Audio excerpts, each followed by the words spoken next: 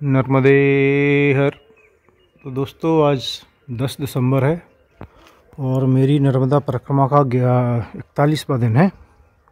कल मैंने 40 दिन पूरे किए और अगर जैसा कि PDF वगैरह जो शेयर की जाती है उसमें जो मेरे पास है तो उसके हिसाब से लगभग 1/3 मेरी यात्रा है जो पूरी हो चुकी है।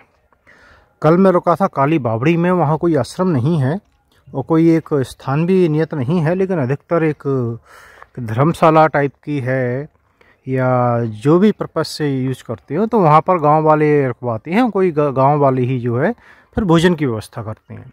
पहले आश्रम था उधर, बोलते हैं कि यही आश्रम था जो कि वहाँ से यहाँ पर शिफ्ट कर दिया है। और जब मैं बोल रहा हूँ यहाँ, तो वहाँ से करीब 3-3.5 किलोमीटर आगे जब चलते हैं मांडू के रास्ते में, पहले मुझे लग रहा था कि शायद वो अलग रास्ते में है, लेकिन अलग रास्ते में नहीं है। अब जब मंडप के लिए जाती हैं तो आगे 3 से 3.5 किलोमीटर चलने के बाद ही आश्रम मिलता है। क्योंकि यहाँ पर ये आश्रम शिफ्ट किया है तो बड़ा ही व्यवस्थित तरीके से बनाया है इसे। बहुत खुला स्पेस है, खुली जगह है। आप सामने देखेंगे तो सामने ये टॉयलेट्स बने हुए हैं जो कि काफ़ी स्पेसियस, अच्छा नीट एंड क्लीन, अच्छा सा मैनेज किया गया है। पानी की व्यवस्था है और इधर ये टैप लगे हुए हैं और उसके लिए नहाने धोने के लिए। इसके अलावा देखिए आप ये जो है इधर रुकने के लिए व्यवस्था है, जो कि परिक्रमावासी हैं वो रुकते हैं और भोजन मिलता है। यहाँ पर साफ लिखा है कि अगर कोई फास्ट वगैरह रखता है तो फलार की व्यवस्था नहीं है, तो अलग से करना बड़ा मुश्किल पड़ता है। तो ये तो एक सामान्य सी बात है।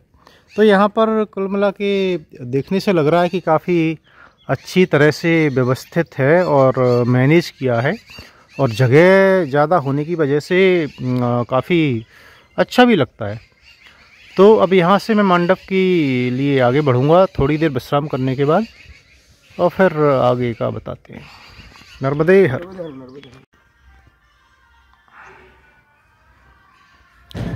ये था हॉल जिसमें कि परिक्रमावासी रुकते हैं, ठहरते हैं यहाँ पर रात्रि विश्राम के लिए। तो 7:52 हो गए हैं और सूर्य देव तो काफ़ी पहले निकल चुके हैं। तो मैं करीब यहाँ बैठा रहा और आधा घंटा हो गया करीब मुझे, क्योंकि फिर वो चाय का बोला तो चाय बन रही थी। और अब मैं निकला हूँ तो मैंने देखा एक्चुअली ये मैं 4 किलोमीटर चल चुका हूँ।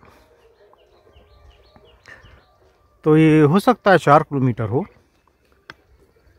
जो ये छतरी वाला आश्रम है।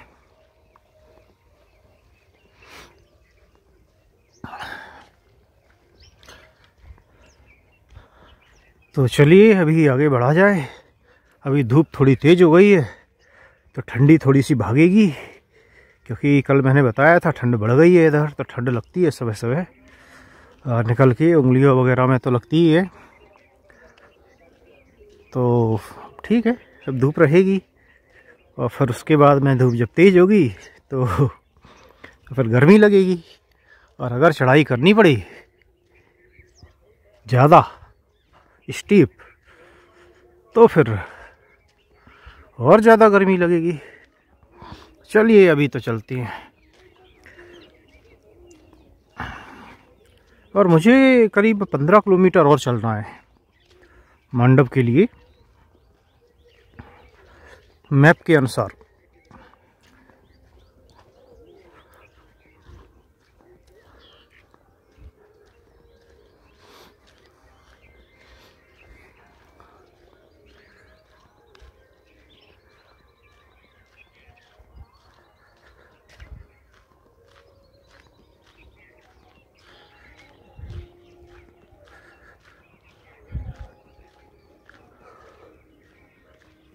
और कल मैं रामा धामा में जब था तो वहाँ एक बाबा थे, तो मैंने डंडे का बताया तो उन्होंने बोला कि प्रभु आपका अच्छे नहीं लगती हैं, तो ये मेरे पास डंडा तो नहीं है, डंडिया ले जाइए। तो ये डंडिया एक पतली सी उनने दे दी है।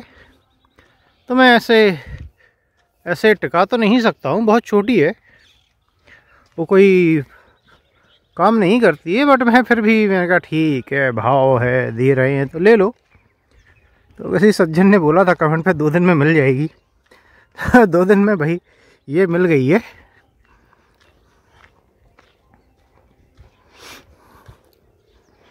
तो ठीक है, तो मैंने बस उनने दी तो मैंने रख ली उसे। अब मैं रखे रहूँगा या नहीं मुझे नहीं पता, बट अभी तो मैं लिए हूँ उसे।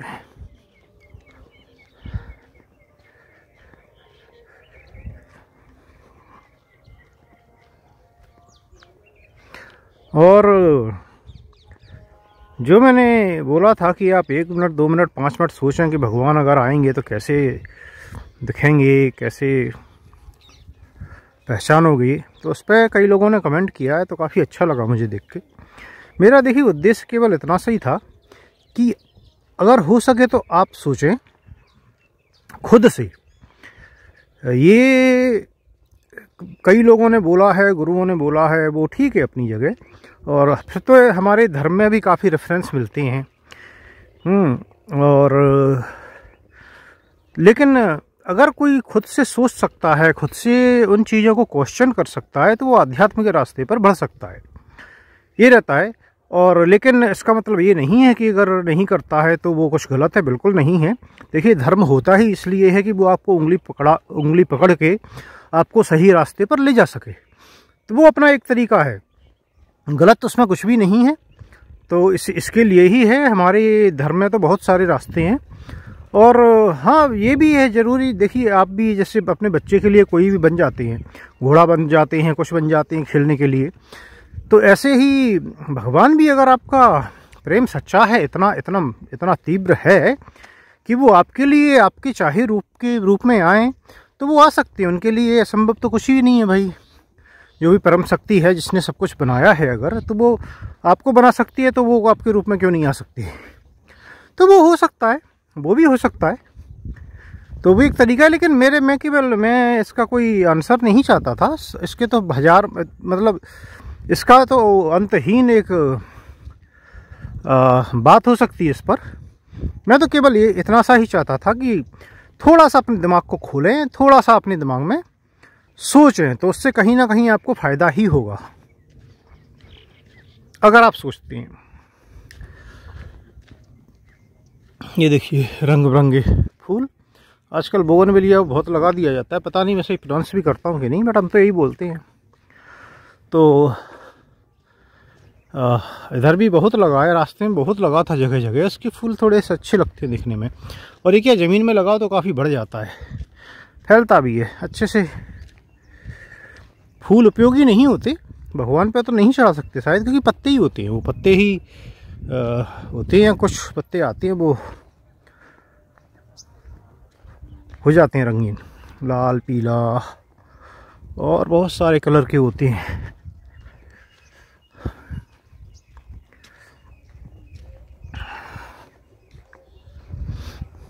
तो पीछे का आश्रम जो ये था, ये आश्रम ठीक था। तो अगर आप आएँ और आप थोड़ा सा सही जगह चाहते हैं, तो मैं एडवाइस करूंगा कि इस तरीके से प्लान करें कि आप काली बावड़ी के आगे आ पाएँ। उसके लिए आप जो बकनेर जगह थी, आप बीच में बकनेर में रुक सकती हैं, फिर वहाँ से आगे आ सकती हैं।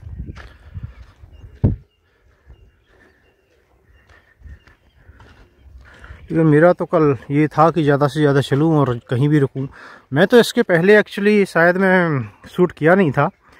तो काली बावड़ी के भी 2 किलोमीटर पहले जो गांव पड़ा था एक, कुछ तो मैंने नाम बताया भी था, तो उस गांव के बाद में जब गांव ख़त्म हुआ तो एक हनुमान जी का मंदिर मिला। ये थोड़ा सा पानी है, यहाँ से पार करना है, छोटी सी नहरिया बोल सकते हैं। तो हनुमान जी का मंदिर मिला, तो मुझे काफ़ी अच्छा लगा, तो मैं यहाँ रुक गया और मैं करीब 15 मिनट वहाँ पे बैठा। तो मैं पूरे मूड में था वहाँ रुकने की। मैं केवल फिर उसके बाहर बैठा रहा, ये सोच के कि कोई आए तो मैं कंफर्म कर लूँ कि भाई यहाँ रुक भी सकती है। नहीं तो कोई 7 बजे आए और बोले कि नहीं नहीं मंदिर का तो दरवाज़ा बंद करना है, क्योंकि मंदिर के अंदर एक ही जगह थी। मंदिर के अंदर थोड़ा हॉल सा बना था, भगवान का जो गर्भगृह था वो अलग था।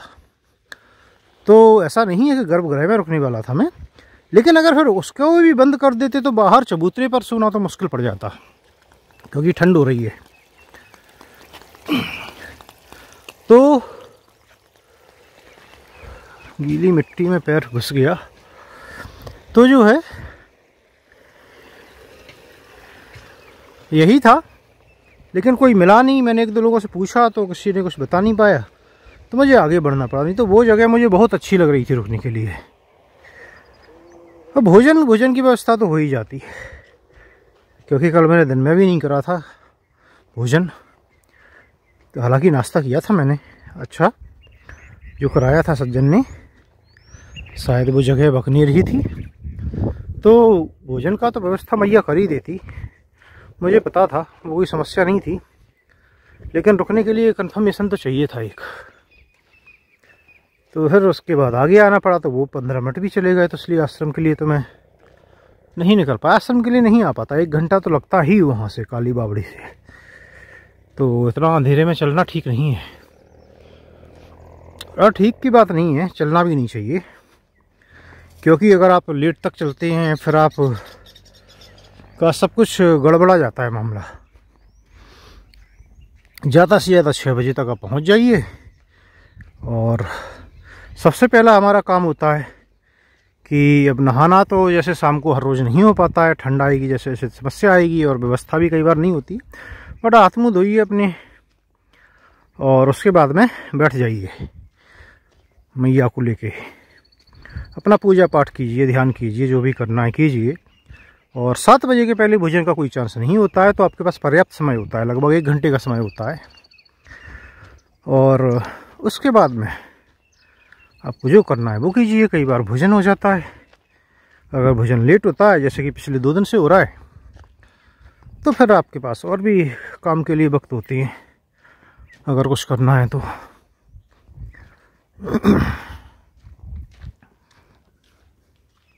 और ये सीधे पहाड़ की डायरेक्शन में ही चल रहा हूँ मैं, ही रास्ता है। तो रास्ता तो गूगल मैप पे भी दिखा रहा है, तो मुझे नहीं लगता कि पूछने की ज़रूरत है। फिर भी रास्ते में कोई मिलेगा तो मैं पूछता जाऊँगा, जहाँ भी डाइवर्जन होगा कुछ। लेकिन देख के लग रहा है डिस्टेंस कैलकुलेटर से कि पहाड़ तो चढ़ना है। कितना चढ़ना है वो अलग बात है, कहाँ से चढ़ना है वो भी अलग बात है।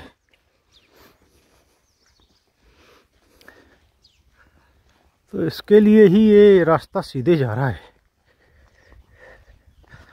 हो सकता है कोई पगडंडी से चढ़ने का रास्ता हो हमारे लिए, जो थोड़ी दूरी कम कर देता हो, ये भी संभव है। लेकिन स्टीप नहीं होगा, क्योंकि परिक्रमा है, ये कोई ट्रैकिंग नहीं है।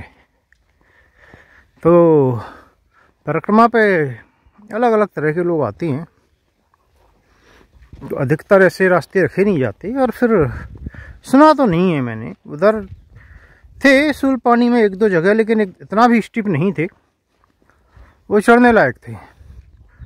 चप्पल की वजह से उतरने में प्रॉब्लम आ रही थी, बट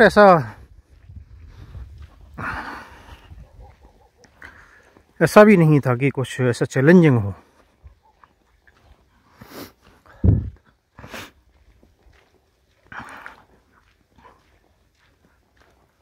चलिए भाई, देखते हैं रास्ता कहाँ लेकर जाता है।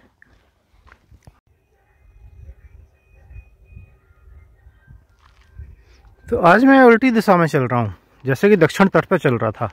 सूर्यदेव मेरे पीछे हैं, अभी आगे होना चाहिए था उन्हें, और ये उल्टा जाना पड़ता है मांडव।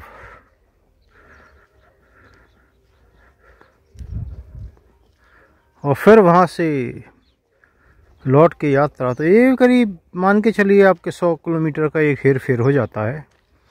तो ऐसे भी दूरियां बढ़ जाती हैं कई बार। और यहाँ की एक अलग कहानी है। मांडव जाने की भाई, चलिए पहले चलते हैं।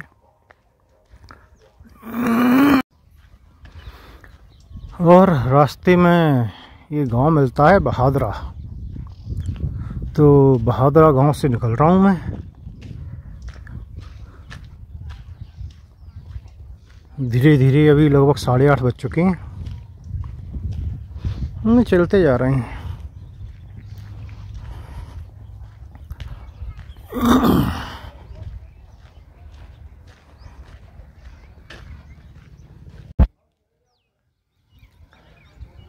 तो गांव में ये तालाब है और तालाब के किनारे से इस रास्ते से पगडंडी पे जाना है। और ये जो सामने पहाड़ हैं वो जब आप सीधे जा रहे होते हैं तो ऐसा लगता है बीच में कि जैसे कोई राक्षस आ जाता है। जैसे हनुमान जी फिल्मों और सीरियल में देखा होगा, हनुमान जी जा रहे हैं लंका में और सुरसा राक्षसी आके खड़ी हो जाती है सामने, लंबा चौड़ा दैत्य रूपी। तो कभी कभी ऐसा लगता है कि आपका रास्ता रोक लिया हो। खैर अभी तक कोई स्टीप चढ़ाई नहीं आई है, थोड़ी बहुत चढ़ाई, बहुत ही कम, धीरे धीरे है। वो तो कल से ही आ रही है, लेकिन थोड़ी बहुत चढ़ाई तो आएगी। और अभी जो है वो रास्ता ये लेके जा रहा है तो ये आगे मिलाएगा रोड पर, ऐसा मुझे लग रहा है कि ये रोड पर कनेक्ट करेगा, जो कि बस वगैरह का रास्ता होगा शायद। और वहाँ थोड़ा घुमावदार रास्ता हो सकता है क्योंकि मंडप होगा तो इसके पीछे ही। तो इतना अभी भी दूरी है काफ़ी, करीब 13 किलोमीटर और है अभी, 12 से 13 किलोमीटर। तो फिर वो किलोमीटर कहाँ जाएंगे? तो किलोमीटर घूम घूम के ही तो चढ़ा जाएगा। ऐसा तो नहीं होना चाहिए, या फिर लंबाई में है इसके पीछे से है, पीछे तो पता नहीं, थोड़ा बहुत तो ऊपर होगा, लेकिन देखते हैं जो भी है। तो आगे चल के आपको मिलता है ये कंक्रीट का डबल रास्ता। तो ये गाड़ी बस वाला जो रास्ता है, रोड है, इस पर कनेक्ट कर देता है। और मुझे लगता है अब रोड ही रोड जाना होगा। और ये रोड हो सकता है थोड़ा घुमा घुमा के ले जाए। चलिए चलते हैं। अब ये रोड आपको लगातार ऊपर चढ़ते हुए नज़र आएंगे। थोड़ा थोड़ा चढ़ाई है, मैं ये देख रहा हूँ जब से रोड शुरू हुआ है।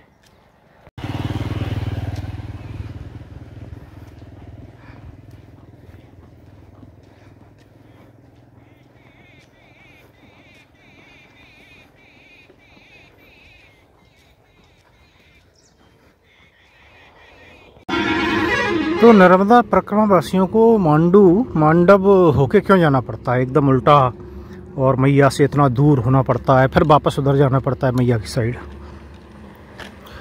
तो इसके पीछे बोला जाता है कि यहाँ पर आप जाएंगे तो आपको बहुत सारे महल पुराने मिलेंगे, जैसे कि जहाज महल है, डोला महल बोलते हैं शायद उसी को, एक जामी मस्जिद है और कुछ छोटे छोटे हैं। और दो जो मेन हैं वो है रूपमती पेवेलियन, रूपमती महल, और उसके नीचे है बाज बहादुर पैलेस। तो मैं ऊपर चढ़ते चढ़ते आपको ये कहानी सुनाता हूँ। कहानी तो छोटी सी है।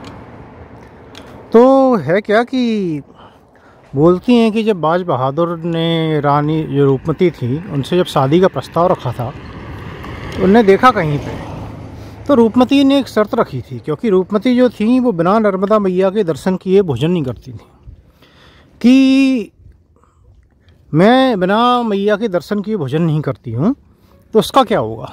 तो फिर बाज बहादुर ने इसलिए मांडव की सबसे ऊंची पहाड़ी पर, सबसे ऊंची चोटी पर उनके लिए महल बनवाया था, रूपमती महल, और रूपमती पेवेलियन बोलते हैं। तो वहाँ पे आप किनारे पे जाएंगे तो आपको दूर तक दिखाई देता है। और बोलते हैं कि वहाँ से वो नर्मदा मैया के दर्शन करती थी और फिर भोजन करती थी। तो अब नर्मदा मैया दिखती हैं वहाँ से, नहीं दिखती हैं, कैसे दिखती थी, उनने अपना वो बदल गया, जो भी है वो बात की बात है। वो देखिए लास्ट टाइम मैंने देखा था तो शायद मुझे तो नहीं नज़र आई थी, लेकिन मैं गलत हो सकता हूँ। कहानी यही है। और उसके नीचे जो है एक कुंड है, जैसे कि रेवा कुंड बोलते हैं। तो आपको पता ही है कि रेवा जो है वो माँ नर्मदा का ही दूसरा नाम है। तो बोला जाता है कि रूपमती से खुश होकर मैया वहाँ प्रकट हुई हैं और वहाँ पर उनका जल है और ये कभी सूखता नहीं है। तो ये एक दूसरा कारण है कि रेवा कुंड, चूँकि वहाँ मैया का जल है, तो बोला जाता है कि वहाँ से होके जाना पड़ता है। तो ये भक्ति को एक समर्पित पड़ाव है। रूपमती की भक्ति को एक बोल सकते हैं आपकी नमन करते हैं परिक्रमावासी, एक तरीके से ट्रिब्यूट दिया जाता है, वहाँ से होके जाती हैं। तो ये है छोटी सी कहानी। चलिए चढ़ते रहें अपन। तो ये देखिए आपको रोड पे लगातार चढ़ाई मिलेगी अब, क्योंकि अब ऊपर जाना है।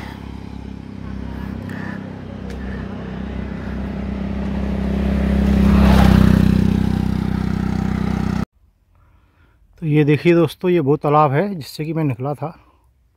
तो मैं काफ़ी ऊपर आ गया हूँ। एक पहाड़ तो चढ़ लिया है, देखिए ये वाला पहाड़ ख़त्म हो गया है। इसके बाद अब ऐसे घूम के वो दूसरा उधर का पहाड़ चढ़ना होगा, और फिर और थोड़ा सा चढ़ना होगा, फिर ख़त्म हो जाएगा। तो धीरे धीरे चढ़ते चढ़ते ये देखिए जो इधर का पहाड़ बड़ा दिख रहा था, उसके लगभग करीब एक समान आ चुका हूँ मैं, लगभग उतनी ही ऊंचाई पर आ चुका हूँ। तो पहाड़ों की यही खासियत होती है कि आपको जो दिखता है शुरू में, वो ज़रूरी नहीं है कि वही पहाड़ हो। और ये कोई ज़्यादा ऊंचे पहाड़ नहीं है, तो थक जाती हैं, रोज़ाना चलते रहते हैं। इसलिए अगर आप फ्रेश हो, चल रहे हो, तो ये तो कुछ भी नहीं है।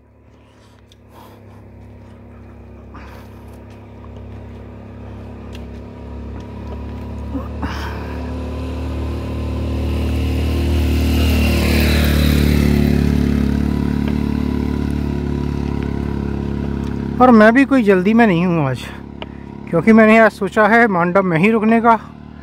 तो काहे की जल्दी भाई, आराम से चलेंगे, आराम से पहुँचेंगे। दिन के भोजन की कोई समस्या नहीं है, नहीं करेंगे। एक भोजन के चक्कर में मैं इतनी जल्दबाजी नहीं करना चाहता हूँ। तो मेरे पास बहुत वक्त है। मैं तो सोच रहा हूँ कि नीलकंठ मंदिर में भी रुकूंगा मैं थोड़ी देर, और आराम से फिर आगे बढ़ूंगा।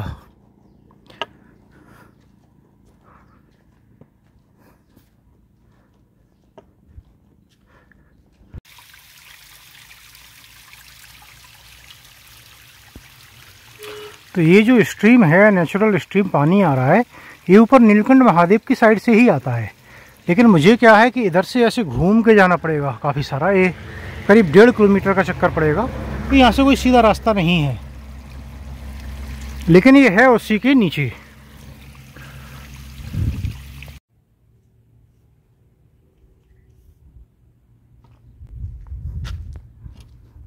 और ये सामने भी है। तो वृक्षों को बचाने के लिए काफ़ी सारे स्लोगन लिखे हुए हैं। तो सरकार एक जागरूकता, बोल सकते हैं कि जागरूकता पर काम कर रही है।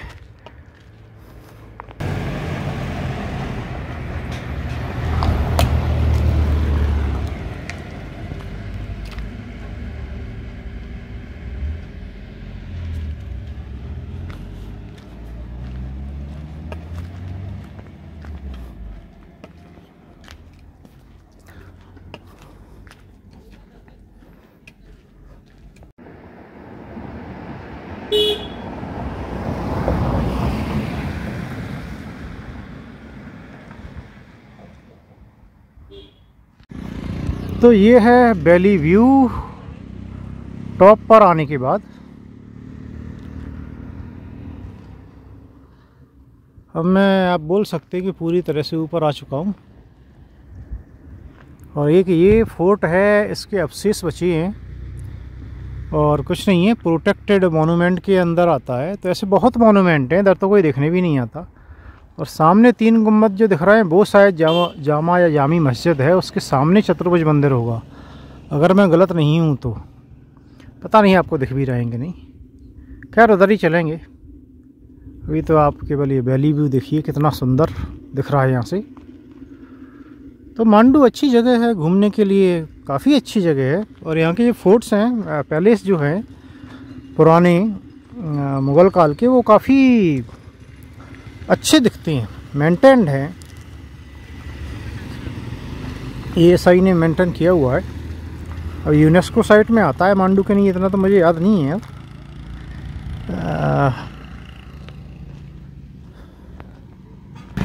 और ये यहाँ पे इमली लगती है, मैं आपको पेड़ दिखाऊंगा बाद में। बड़ी बड़ी इमली, ये इमली ओरिजिनल नहीं है, बोलते हैं कि ईरान से पेड़ लाए गए थे, क्योंकि पत्थर है, पत्थर के पहाड़, तो यहाँ पे कुछ रुकता नहीं है। और ये पेड़ जो होते हैं वो शायद पानी को रिटर्न करने में हेल्प करते हैं। तो मुग़ल लोग जो थे उधर से लेके आए थे, ऐसी कहानी मुझे पिछली बार बताई थी। मैं फिर से उसे पूछ के देखूँगा।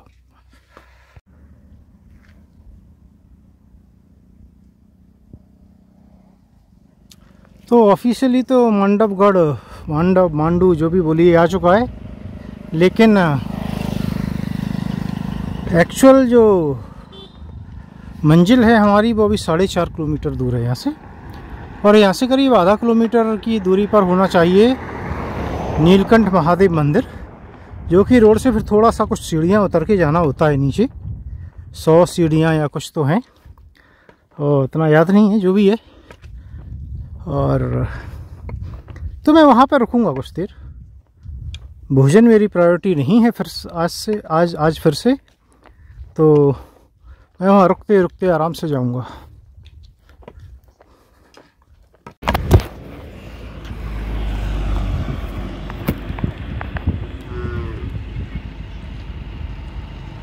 तो ये देखिए दोस्तों, लिखा है अमर प्रेम का प्रतीक मांडू। और इंदौर यहाँ से 110 किलोमीटर है, धार 35 है, और भोपाल 305, उज्जैन 175, ये दूरी है।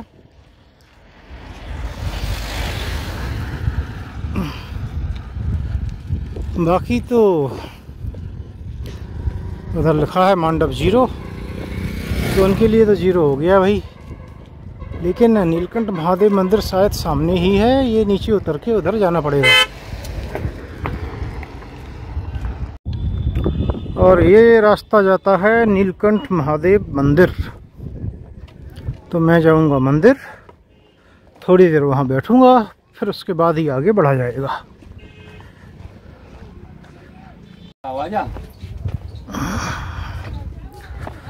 और ये कुछ 100 समथिंग सीढ़ियाँ हैं जो कि आपको उतरना पड़ेंगी।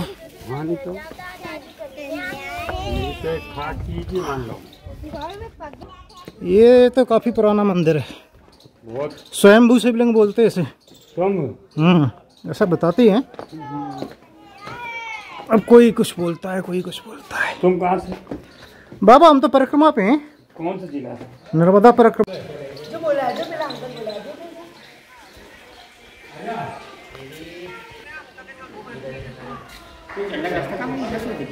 हाँ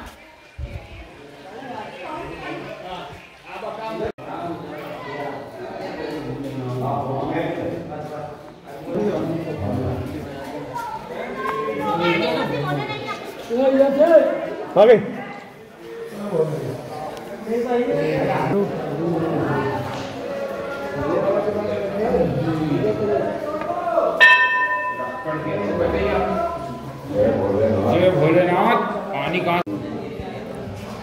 ये पूरा मंदिर जो है वो पत्थर से ही बना है। और ये देखिए,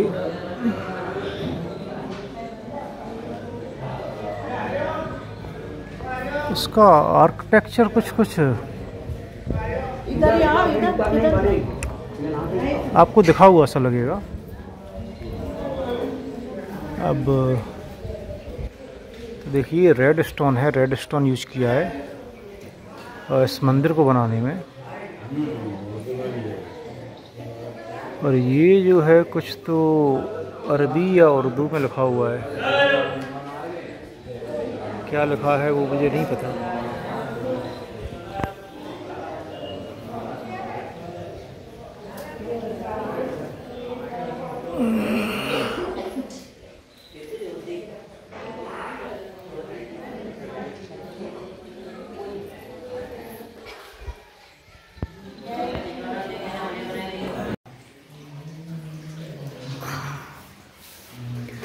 ये है नीलकंठ बाबा।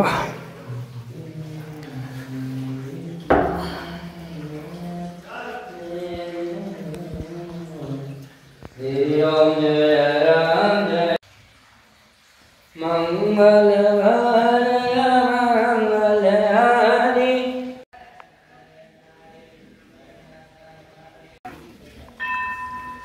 तो ये था नीलकंठ महादेव मंदिर, काफ़ी पुराना मंदिर है। और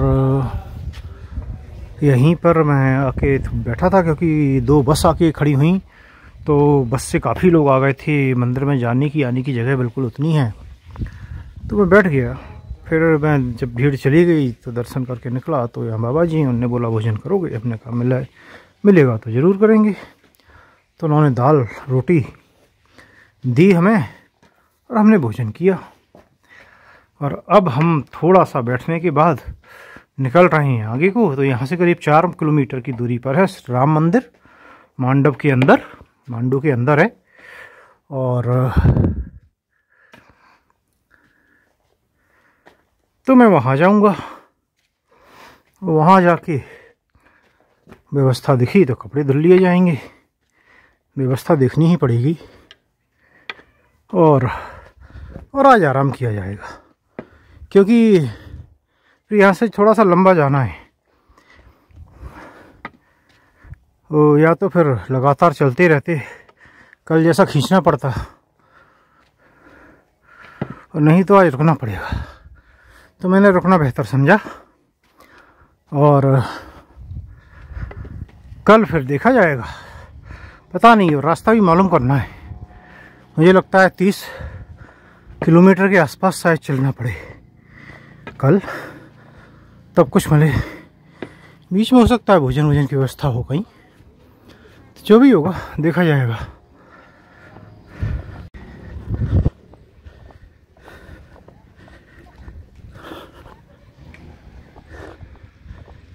ये इसका रास्ता है, मैं पीछे से आया था अभी।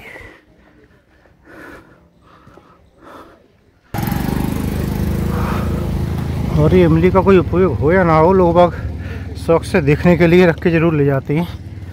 तो इसलिए भी हर दुकान पे आपको इमली लगी मिलेगी, फूल और पूजा की सामग्री के साथ। ये कुछ दुकानें लगती हैं यहाँ मंदिर के बाहर, और इसके अलावा यहाँ पर शिकंजी जगह जगह मिल जाएगी आपको। नींबू पानी,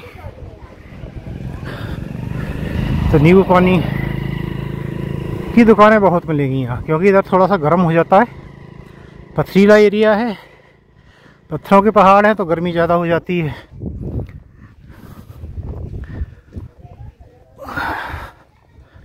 चलिए भाई, धीरे धीरे बढ़ा जाए आगे को।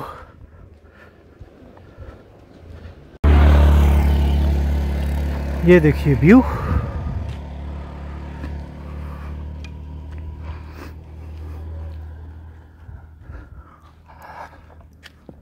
बहुत सुंदर व्यू है। ये मैंने शायद पहले भी दिखाया है आज।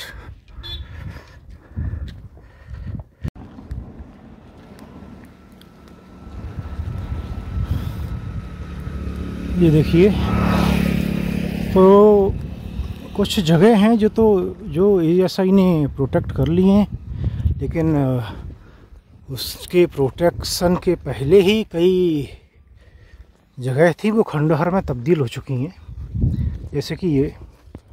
तो जो कुछ बचा है दीवारें, वही अब बचा सकती हैं। तो इस पे लिखा हुआ है कि ये है चोरकोट मस्जिद, चोरकोट मस्जिद, जो कि खंडहर में तब्दील हो चुकी है।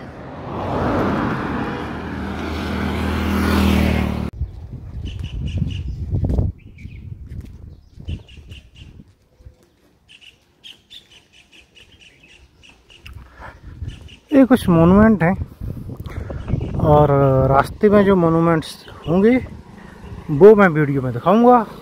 वो भी रास्ता चलते, अंदर जाके नहीं, क्योंकि भाई हम तो धार्मिक यात्रा पर हैं, अपनी परिक्रमा करेंगे। तो जो रास्ते में पड़ेंगे वो बाहर से ज़रूर दिखाएंगे आपको। बाकी मैं लास्ट टाइम जब आया था उसके मेरे पास फ़ोटो पड़े होने चाहिए, लेकिन वो सब मैंने DSLR कैमरा से खींचे थे, तो वो शायद लैपटॉप में है, तो मोबाइल में शायद नहीं है। अगर कुछ हुए तो मैं वो ज़रूर ऐड कर दूंगा। जिससे कि जो लोग कभी मांडू नहीं आए हैं तो उन्हें एक झलक मिल पाए कि कैसी जगह है, कैसे मोनूमेंट्स हैं यहाँ के।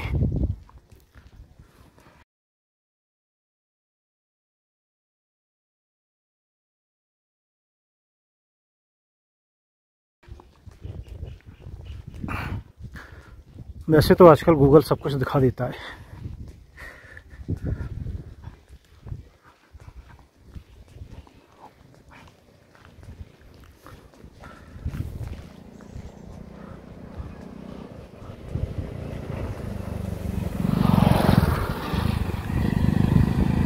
और यहाँ पर आपको हर तरफ कोई ना कोई खंडहर, कोई ना कोई ऐतिहासिक धरोहर, आप जो भी बोलें, वो मिल जाएगी। तो कुछ तो नाम हैं जिनके वो मिलते हैं और कुछ बेनाम हैं वो मिलते हैं, और भी कुछ खंडहर से देखने को मिल जाती हैं।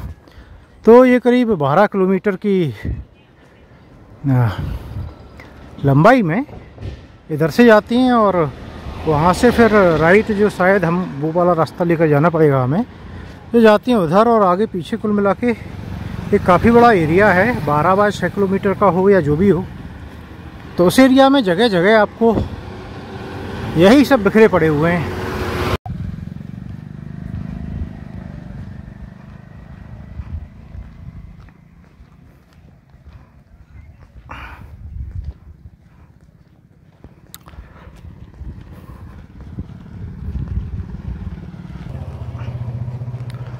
तो ये था 56 महल।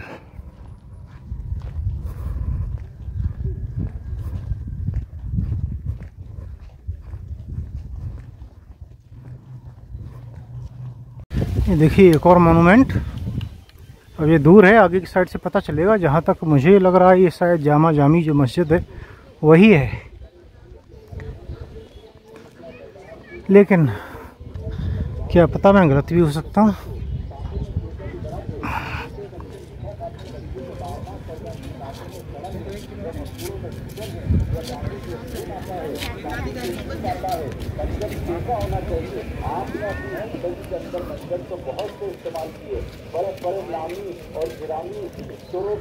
ये यहाँ का छोटा सा बाजार लगा हुआ है।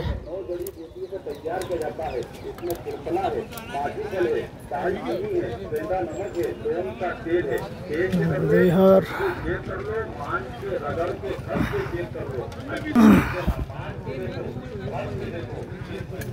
ये थोड़ा नया है, पहले ये सब तो मुझे नहीं देखने को मिलता था भाई। तो चीज़ें तो बदल ही जाती हैं। तो यहाँ पे चूँकि ये रोड है तो स्ट्रीट स्टॉल लगाने की परमिशन मिली होगी, और ये चूँकि पुरानी जगह है तो परमानेंट दुकान मार्केट शायद इन लोगों के लिए बनाने का नहीं होगा।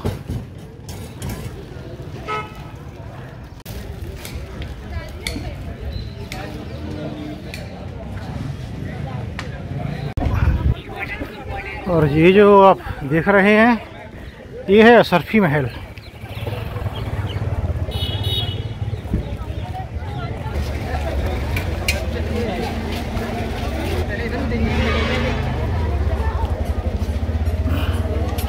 और इसी के सामने इधर है चतुर्भुज मंदिर, जहाँ पर कि हम विश्राम करेंगे।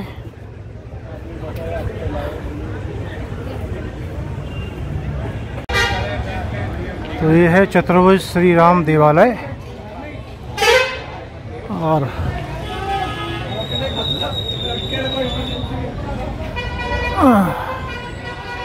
देखते हैं,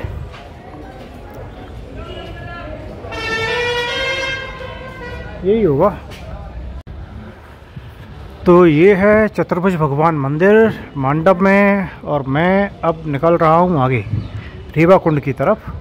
कुछ कारण हैं कि मैं अब यहाँ नहीं रुकना चाहता हूँ। मंदिर बंद है, दोपहर का समय है, तो मंदिर बंद था, तो इसलिए दर्शन तो नहीं हो पाए प्रभु के। कोई बात नहीं, अब आगे बढ़ेंगे।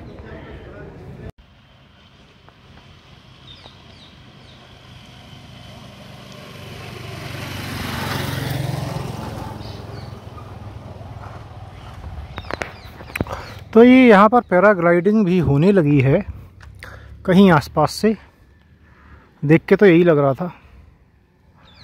तो आप पैराग्लाइडिंग का मज़ा भी ले सकते हैं अब तो मांडू में।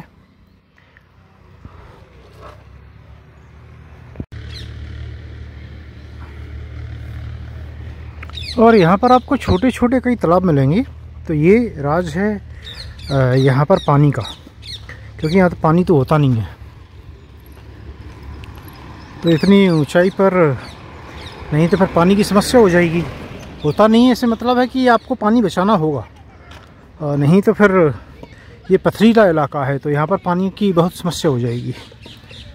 तो इसके लिए कई तालाब जैसे दिखते हैं आपको, तो उनसे वाटर मैनेजमेंट होता होगा।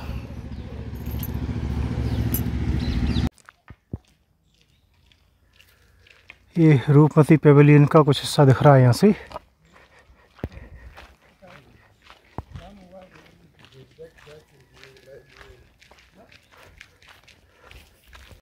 तो इधर आप जाएंगे तो ये इधर है रूपमती पैलेस, रानी रूपमती महल और बाज बहादुर महल दोनों। ये बाज बहादुर महल है और इसके साइड से ऊपर चले जाएंगे तो रूपमती महल है। और ये है रेवा कुंड।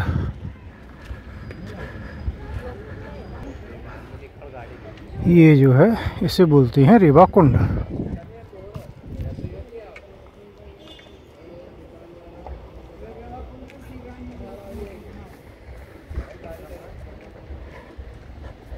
ये कुंड एक कारण है जिसके कारण कि हमें यहाँ तक मांडू तक आना पड़ा।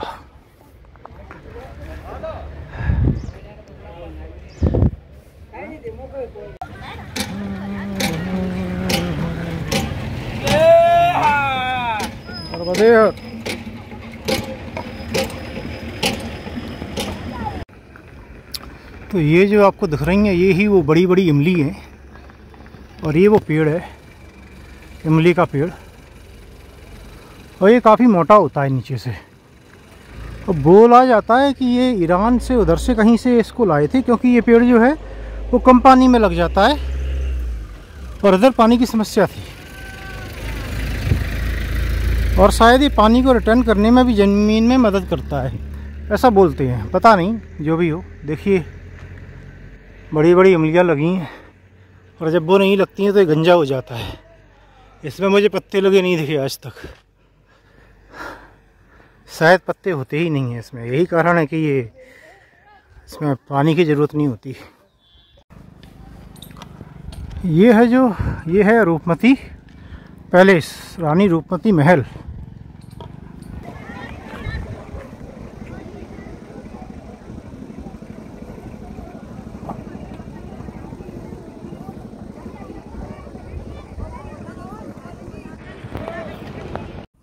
तो ये रूपमती पेविलियन तक जाने के लिए रोड बना हुआ है, फिर वहाँ से आपको एक अच्छा रास्ता लेके आना होगा और इधर से फिर ये घाट उतरना होगा। तो ये पहाड़ जो हैं ये आपको उतरने होंगे जो कि आपने चढ़े थे, और उतरने के लिए थोड़ा सा स्टीप होता है।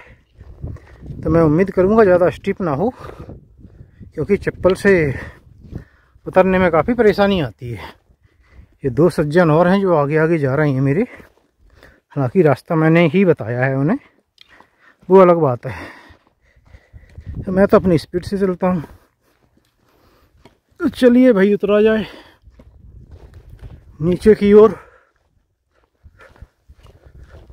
तो ये हिस्सा कुछ है वो रूपमती पेविलियन का ही है। और इधर देखिए ये जो पानी दिख रहा है आपको, अगर दिख रहा है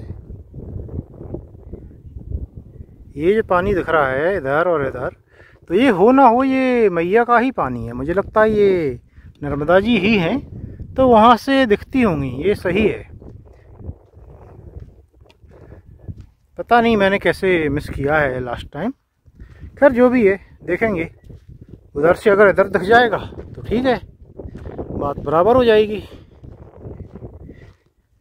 अभी तो ये रास्ता जो है पता नहीं, अगर एक भी मिस कर दिया इधर, देखिए ऐसे उतरना है तो ये पगडंडी बनी होगी, और अगर उम्मीद है कि पगडंडी सही बनी है, कुछ अगर मिस हो गया बीच में तो गड़बड़ हो जाएगी फिर।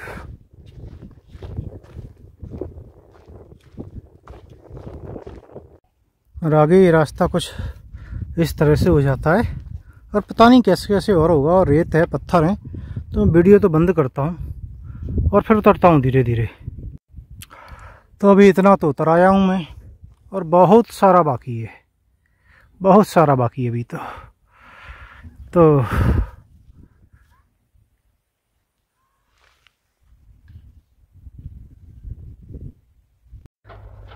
दोस्तों हाथी निकल गया, पूंछ रह गई है, थोड़ा सा ही नीचे और जाना है।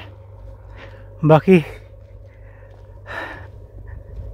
आसान नहीं होता मेरे लिए उतरना आजकल, स्लीपर की वजह से फिसलने का डर लगता है। और कुल मिला के पता नहीं, मैं कुछ टाइम से कंफर्टेबल नहीं हूँ उतरने में। लगता है अगर आप चढ़ेंगे तो उतरना तो पड़ेगा, तो लगता है कि मेरे अंदर का ट्रैकर कहीं ना कहीं सोता जा रहा है तो क्योंकि ये तो पॉसिबल ही नहीं है कि आप चढ़ो और उतरो नहीं, तो ट्रैकिंग कैसे करोगे फिर। चलिए जो भी है, अभी तो बाकी का उतरा जाए। थोड़ा प्लेन सा रास्ता दिख रहा है अब तो, और उसके बाद आगे कुछ नहीं दिख रहा है, तो मालूम किया जाएगा क्या है कहाँ है।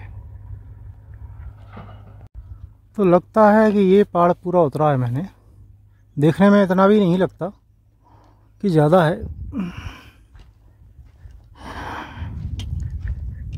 लेकिन फिर भी 4 किलोमीटर उतरना पड़ा।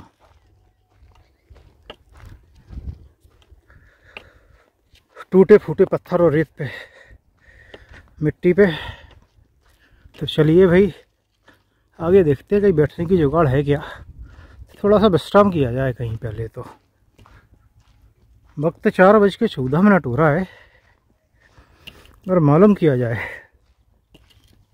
अगर अगले 4-5 किलोमीटर में कुछ है तो फिर बिना विश्राम के ही बढ़ना पड़ेगा आगे, और नहीं तो अगर पास में कुछ है तो फिर विश्राम कर सकते हैं या वहाँ पहुँच के कर सकते हैं, एक ही बात है।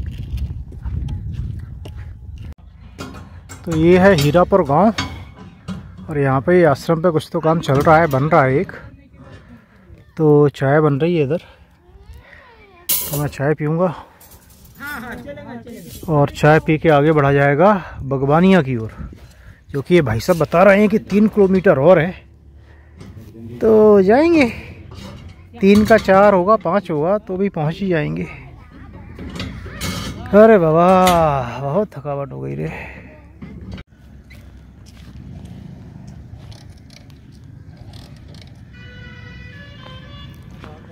तो ये बगवानिया गांव आ गया है, और श्री राम मंदिर है यहाँ पर, जो कि यहाँ से आधा किलोमीटर दूर है। तो उसमें बता रहे हैं कि उसमें होता है विश्राम की व्यवस्था, तो मैं उधर ही जा रहा हूँ और देखते हैं वहाँ पे देखना क्या है।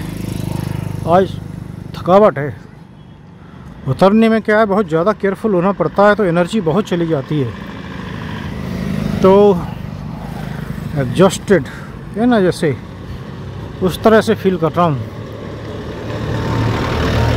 क्या ठीक है, शाम हो गई है, सूर्यास्त भी हो चुका है, तो वैसे भी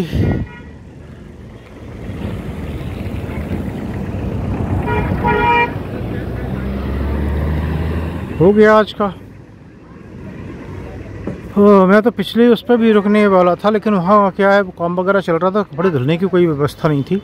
पानी था लेकिन मिट्टी मिट्टी थी, तो आप मिट्टी पर रख के कैसे धुलोगे, तो कोई ऑप्शन नहीं था।